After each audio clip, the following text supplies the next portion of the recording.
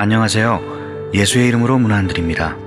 본 CD는 버지니아 애난델에 위치한 메시아 장로교회 방송 선교부에서 한세영 목사님의 설교 내용을 선교용으로 제작한 것입니다. 설교를 들으시고 예수 그리스도에 대해 알기를 원하시거나 예수를 믿고 신앙생활 하시기를 원하시는 분은 교회 전화 703-941-4447로 연락해 주시면 성심성의껏 도와드리겠습니다. 할렐루야. 평안들 하셨습니까? 저는 하나님의 은혜 가운데 가족들을 잘 방문하고 돌아왔는데요. 도착하자마자 부친께서 돌아가셨다는 소식을 듣게 되었습니다. 처음 부친을 뵀을 때는 눈도 뜨지 못하시고 또 입도 열지 못하시고 아무런 미동도 없으셨는데 그게 원해서 그러신 것이 아니라 몸이 움직일 수 없어서 파킨슨병의 마지막 이라고 할 수가 있겠죠. 그래서 움직이지 못하셨는데 제가 아버지 세영이 왔어요, 큰아들 왔어요 그러는데도 아무런 반응이 없으셨습니다. 그래서 어머니가 또 아버지를 붙들고 막 몸을 흔드시면서 큰아들 내 애가 왔어요, 좀 일어나 보세요, 눈을 떠보세요 그러는데도 눈이 떠지지가 않으셨는데, 근데 제가 하나 본 것이 있습니다. 이 눈 이렇게 한쪽으로 이렇게 돌리셨는데 이 감은 눈에서 눈물이 왈칵 떨어지더라고요. 그러니까 아버지께서 다 들으시고 계셨고 알고 계셨다는 것이죠. 그래서 제가 온 줄 알고 계시는구나, 또 얼마나 기다리시고 계셨을까라는 생각을 했었습니다. 그리고 나중에 돌아오면서 기도를 마지막으로 드렸는데, 그때 제가 기도를 하는데 제 기도가 나와야 되는데, 아버지를 위한 제 기도가 나와야 되는데 그게 아니라 아버지의 기도가 막 쏟아져 나오는 것을 느낄 수 있었습니다. 그래서 일일이 자녀들을 다 돌아가면서 축복하는 기도를 하게 하시고, 또 교회들을 위해서 기도하시게 하시고, 목회를 위해서 기도하게 하시고, 또 마지막으로 이제 아버지를 위해서 기도하게 하시는데 회개 기도도 하고 또 이런 얘기까지 합니다. 아버지의 영혼을 받아주시옵소서. 이게 자식으로 할 얘기가 아니거든요. 근데 그걸 하면서 저도 깜짝 놀랐어요. 하나님께서 제 입, 그리고 깨달은 게 제가 겁니다. 하나님께서 제 입술을 통해서 아버지의 기도를 하게 하시는구나.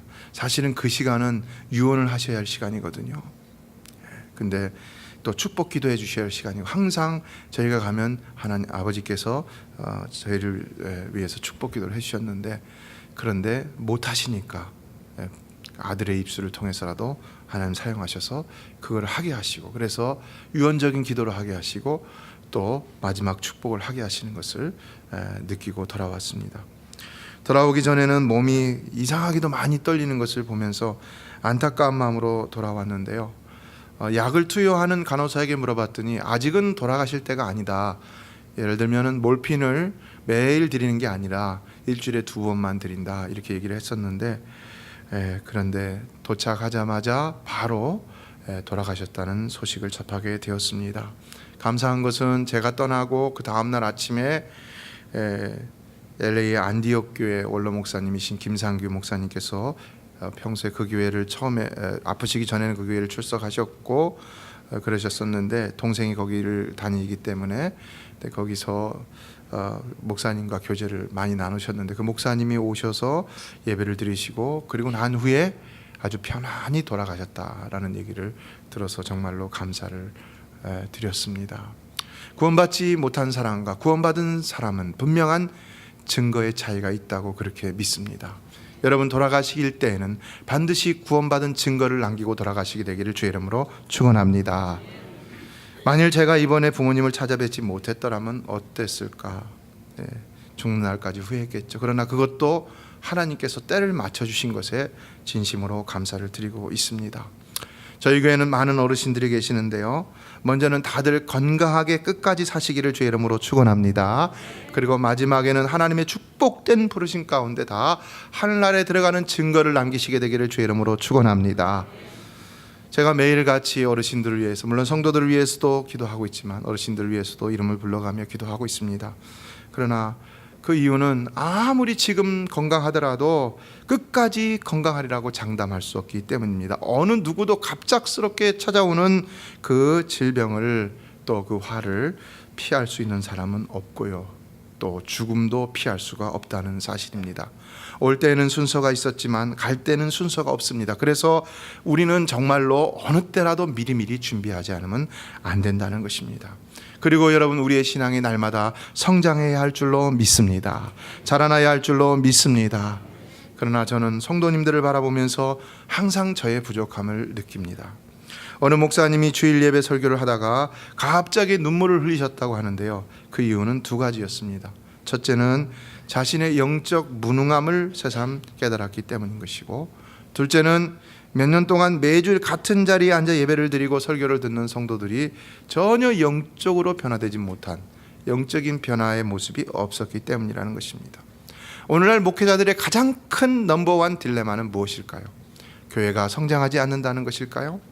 그러나 사실 교회가 성장하지 않는다는 것보다 더 큰 목회자의 딜레마는 성도들이 영적으로 성장하지 않는다는 사실일 것입니다.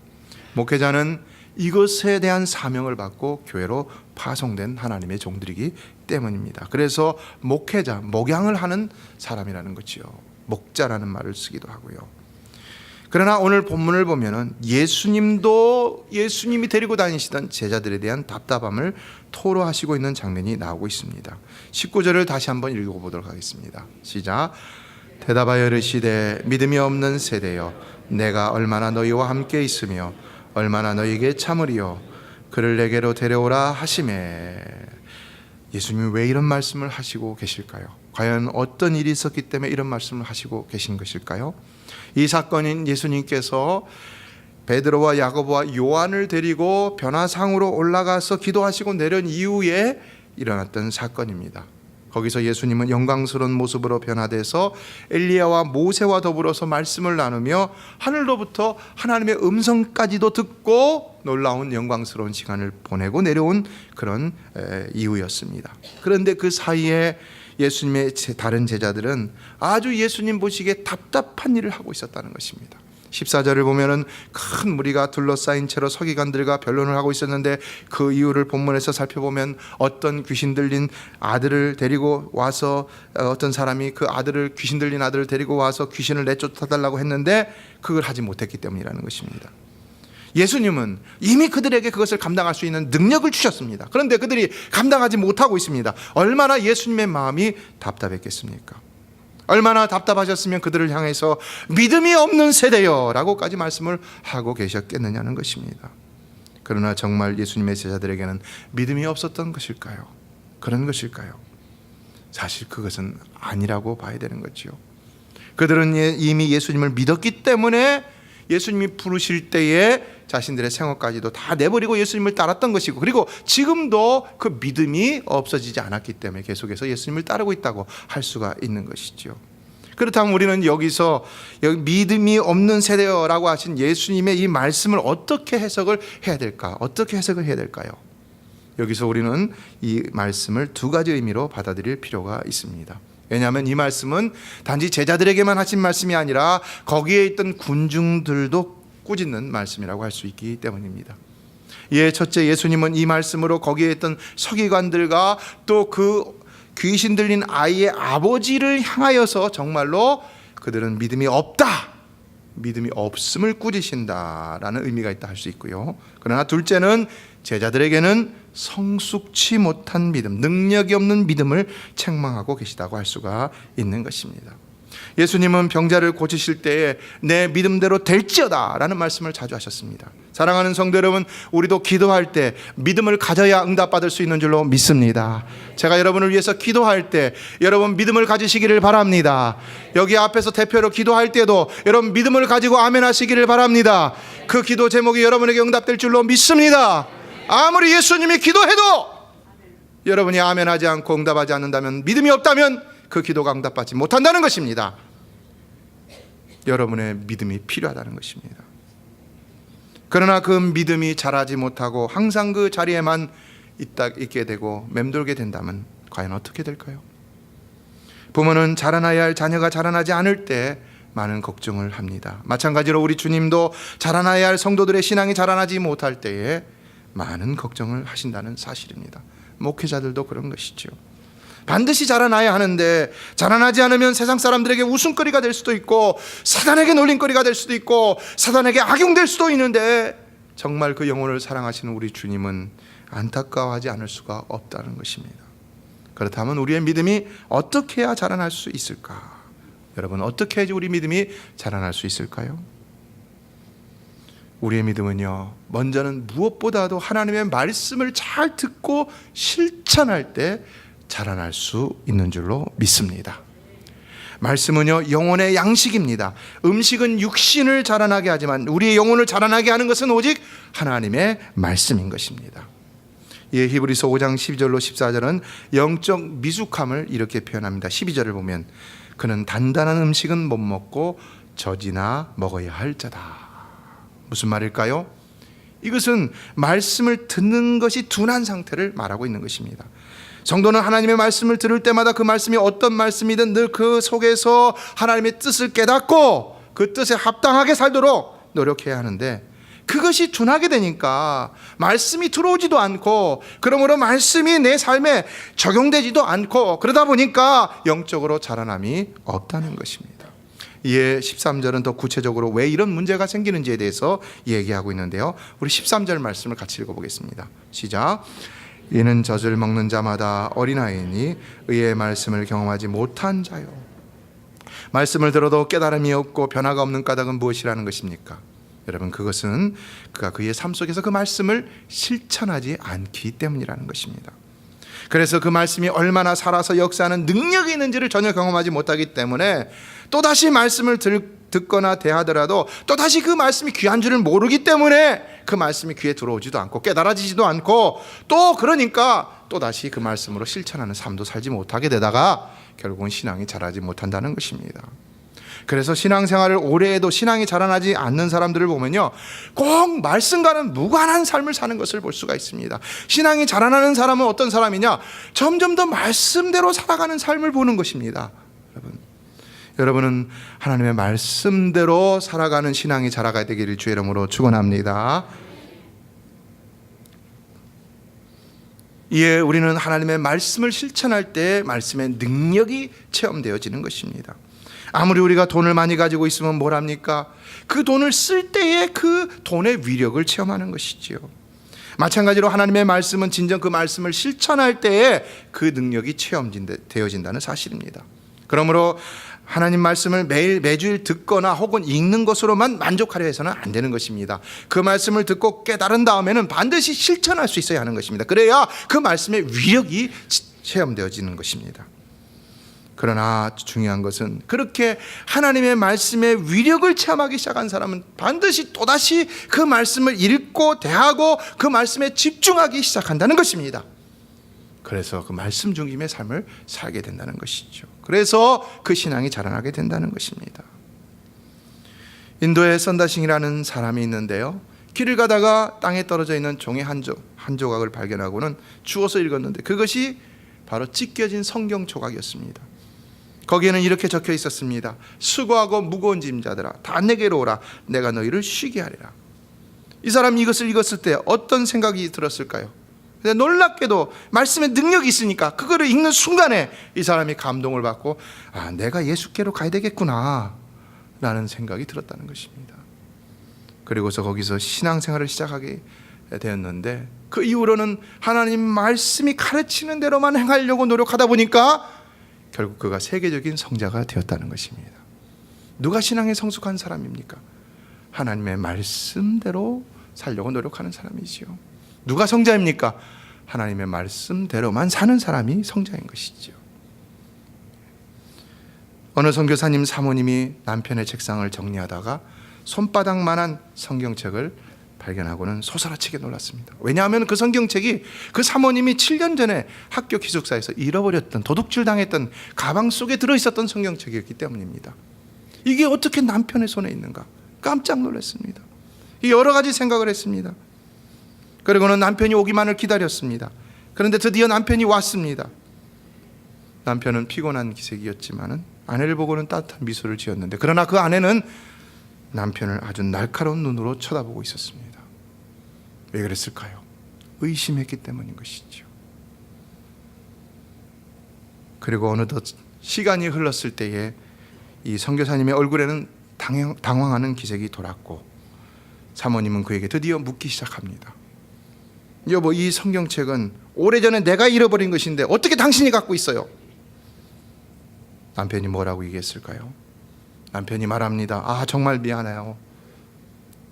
사실은 내가 당신에게 숨긴 것이 있어. 나는 옛날에 도둑놈이었어. 그래서 어느 날 밤에 어느 한 기숙사에 들어가서 물건을 훔쳐왔는데 그 안에 이 성경이 들어있었던 것이요. 그런데 무심코 펼쳐본 그 성경책에 줄이 처진 구절이 있었는데, 도둑질하는 자는 다시 도둑질하지 말고 돌이켜 빈궁한 자에게 구제할 것이 있기 위하여 제 손으로 베푼 선한 일을 하라 라고 기록되어 있었어. 그때처럼 부끄러운 적이 없었어. 그래서 그 뒤로 나는 날마다 이 성경책을 들고 다니면서 열심히 공부해서 지금 내가 이렇게 선교사가 된 것이요. 미안하오. 근데 그 성경책의 주인이 바로 당신이었다니 내가 몸둘 바를 모르겠어. 여러분 어떻습니까? 사랑하는 성도 여러분, 하나님의 말씀은 반드시 역사를 일으키는 줄로 믿습니다. 하나님 말씀이 우리를 바꾸는 것입니다. 사람이 우리를 변화시키지 못합니다. 한세용 목사가 여러분을 변화시키지 못합니다. 여러분, 누가 여러분을 변화시키지 못합니다. 그러나 하나님 말씀은 우리를 변화시킬 수 있는 것입니다. 여러분의 자녀를 누가 변화시킬 수 있습니까? 여러분 자녀들에게 엄마가, 아버지가 계속해서 말을 하지만 자녀들이 말을 듣습니까? 그러나 그 안에 말씀이 들어가 있는 자녀는 여러분 떠났다가도 다시 돌아오게 되는 줄로 믿습니다. 말씀이 들어있는 자녀는요, 망하는 삶을 사는 것 같다가도 반드시 응강하는 삶으로 다시 돌아오는 놀라운 생명의 역사가 그에게 있는 것입니다. 그러므로 성경을 가까이 하는 성도가 되시기를 바랍니다. 하나님 말씀을 더 읽고 듣고 그 말씀에 귀를 기울이는 여러분 되시기를 바랍니다. 그 말씀에 더 집중하는 삶을 살면 그 말씀이 여러분을 변화시키고 여러분의 문제도 해결하게 하실 줄로 믿습니다. 예수님은 23절에서 말씀합니다. 예수께서 이르시되 할 수 있거든이 무슨 말이냐, 믿는 자에게는 능히 하지 못할 일이 없느니라. 그리고 24절에서는 그 말씀을 듣고 그 아이의 아버지가 그 말씀을 그대로 행하는 것을 볼 수 있습니다. 그래서 뭐라고 말합니까? 내가 믿나이다, 나의 믿음 없는 것을 도와주소서라고 하니까, 이처럼 그가 예수님의 말씀을 실천할 때에 어떤 일이 납니까? 그 이제는 믿겠다는 거죠. 여러분, 믿음은 바로 그것입니다. 믿음은 내가 주님 앞에 고백하는 겁니다. 나를 솔직히 고백하는 것입니다. 그리고 주님을 인정하는 것입니다. 그래서 주님을 받아들이는 것입니다. Accept Him, accept Jesus Christ. No matter what, how I do. 내가 뭘 하든지 어떤 상태에 있든지 상관없습니다. 내가 부족하고 내가 죄인이고 내가 강도고 내가 살인자고 내가 간음자라 할지라도 내가 주님이 나를 초청하실 때 내가 그 앞에 주님 나를 받아주십시오, 내가 주님을 믿습니다, 나를 도와주세요 라고 한다 하더라도 주님은 받아주신다는 것입니다. 믿습니까? 이게 믿음입니다.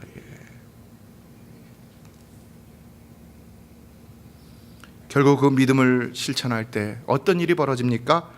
25절을 보면 드디어 예수님이 그 더러운 귀신을 내쫓으시는, 꾸짖어 내쫓으시는 일이 벌어지고 있는 것이지요. 하나님의 말씀은요, 하나님의 말씀이기 때문에 하나님이 책임지시는 것입니다. 그러면 여러분이 하나님의 말씀을 가지고 행하면요, 그 말씀이 글이고 뭐 소리고 문장이고 이러다 할지라도요, 우리가 또 그거 가지고 뭘 할 수 있습니까? 그러나 하나님은 반드시 역사하셔서 하나님의 능력을 나타내신다는 사실입니다. 믿으시기를 바랍니다. 예, 온전한 믿음은 듣는 것과 아는 것과 행하는 것이 하나인 믿음입니다. 로마서 10장 17절은 그러므로 믿음은 들음에서 나며 들음은 그리스도의 말씀으로 말미암았느니라 라고 했습니다. 여러분, 어찌 하나님의 말씀을 듣지 않고 믿음이 생겨날 수 있고 또 믿음이 자라날 수 있다고 할 수 있겠습니까? 그러나 에베소서 4장 13절은 또 한번 읽어볼까요? 시작. 우리가 다 하나님의 아들을 믿는 것과 아는 일에 하나가 되어 온전한 사람을 이루어 그리스도의 장성한 분량이 충만한 데까지 이르리니 라고 했습니다. 무슨 말입니까? 믿어도 그 믿음이 아는 것과 하나가 될 때 비로소 자라날 수가 있다는 것이죠. 그렇다면 아는 것은 무엇일까요? 여기서 안다는 말은요, 경험적으로 안다는 말입니다. 구약에 안다는 단어가 야다라는 단어가 있고, 또 신약에도 똑같습니다. 헬라어의 기노스코라는 단어가 두 개를 다 안다는 단어인데, 그냥 안다는 의미가 아닙니다. 이건 다 경험적으로 안다는 말입니다. 그러므로 믿음의 생성은 하나님의 말씀을 들음에 있고, 그 자라남은 하나님의 말씀을 행함에 있다는 것입니다. 따라서 성도는 부지런히 하나님의 말씀을 듣고 실천할 때 그 믿음이 날마다 새로워지고 자라날 수가 있는 것입니다. 여러분은 꼭 하나님의 말씀을 가까이 대하실 뿐만 아니라 실천하시기를 주의 이름으로 축복합니다. 그런 믿음이 자라날 줄로 믿습니다. 그러나 둘째, 예수님은 한 가지를 더 말씀하고 있습니다. 무엇일까요? 그것은 그렇다면 그 믿음이 능력 있는 믿음이 되려면 어떻게 해야 하느냐라는 것입니다. 여러분, 우리의 믿음이 능력 있는 믿음이 되려면 어떻게 해야 될까요? 어떻게 해야 될까요?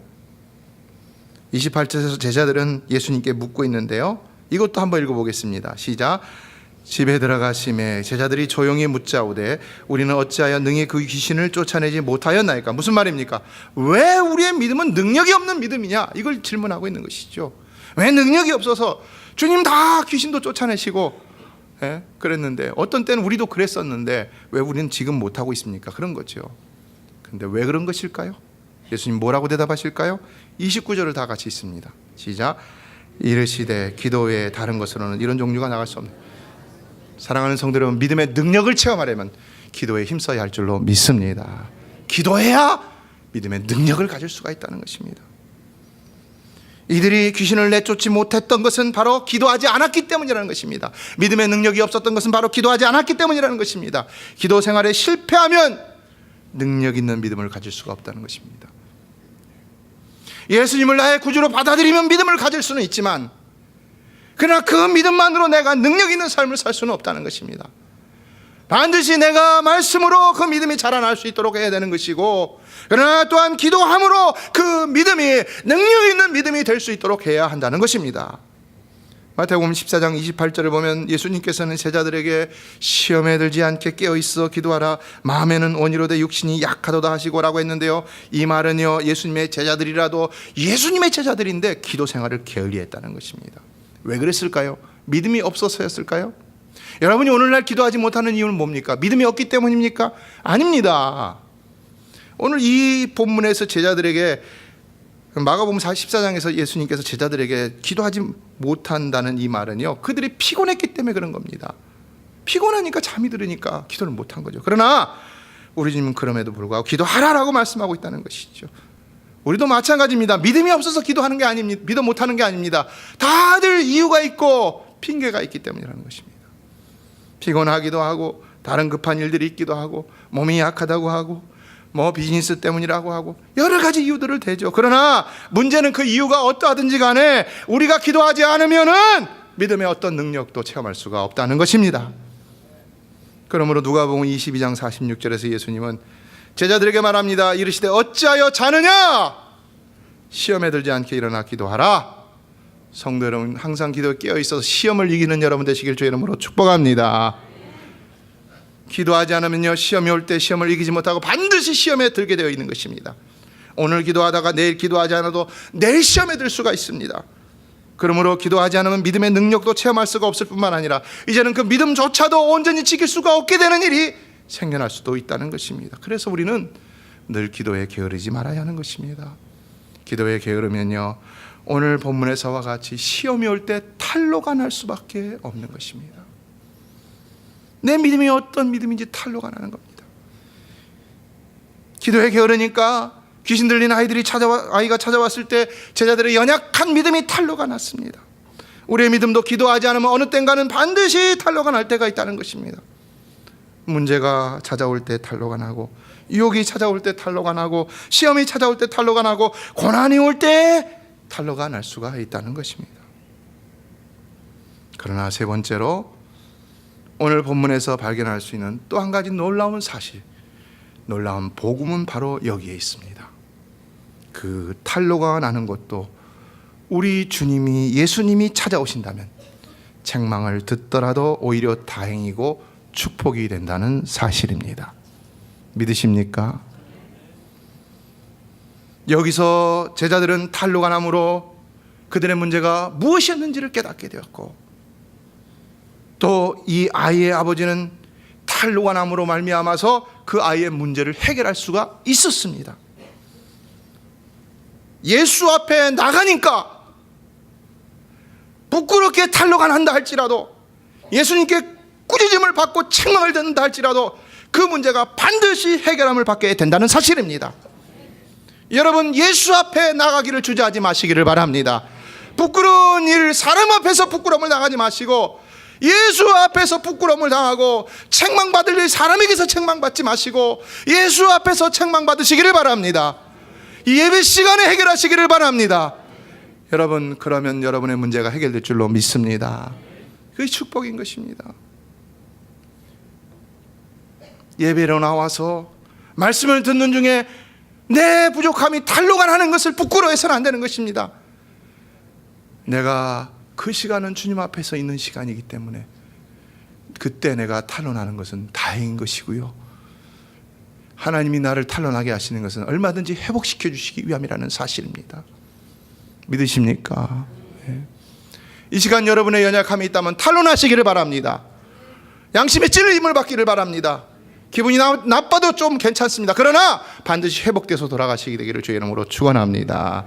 그래야 되는 겁니다. 그래서 우리는 날마다 주님 앞에 나가기를 게을리해서는 안 되는 것입니다. 우리 삶이 실패하더라도, 그래서 부끄럽게 되더라도 주님 앞에서 부끄럽게 되고 주님 앞에서 책망을 듣고 그래야지 주님이 회복해주는 그 놀라운 은혜를 입을 수가 있다는 것입니다. 복음은 바로 오직 예수 그리스도인 것입니다. 지난주에 제목이 이거죠. 하나님이 복음이다. 예수 그리스도가 복음이다. 여러분 믿으십니까? 오직 우리의 복음, 복된 소리는요, 우리의 소망은요, 하나님 예수 그리스도밖에 없는 것입니다.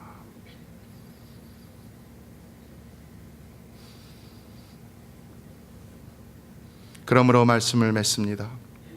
성도 여러분, 혹 오늘 여러분도 오늘 본문의 제자들이나 아예 아버지와 같이 책망을 듣는 연약한 믿음의 자리에 있지는 않는지요?